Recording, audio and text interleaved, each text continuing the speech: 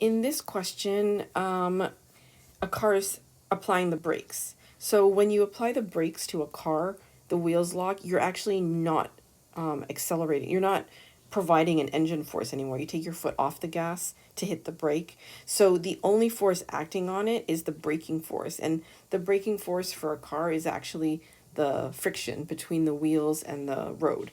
So I drew the diagram with positive being the forward direction and negative being the backwards direction.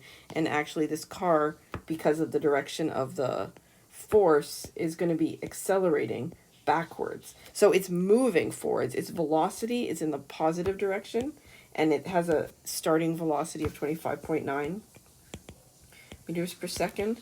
And then by the time it finishes braking, it's stopped. So in part A, it's asking for the acceleration. I can see that I don't really have enough information to solve this, the acceleration, because I don't know what the force is. So that's why I'm going to the kinematics. And in the kinematics side, I write down what I know, and I know the time, I know the initial velocity and the final velocity. And so I'm going to find the acceleration this way.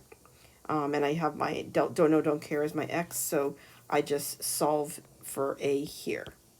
Okay, and then in part B, I'm going to go back to my F net equals ma equals the sum of the forces. Now, notice that I put in negative, I made the force negative because it's in that backward direction, in the negative direction. So when I put my negative signs in, they all work out. So since the frictional force is the only force, when I say sum of the forces, I mean, like, let's see, what are all the forces that are acting? Well, the only force that's acting is the force of friction. So it becomes the sum of the forces. It is the net force.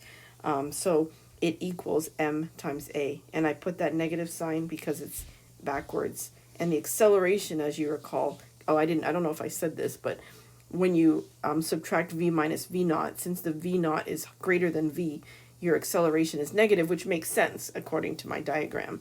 And then for part C, it's another straight kinematics question. You just reverse the don't know, don't care, and the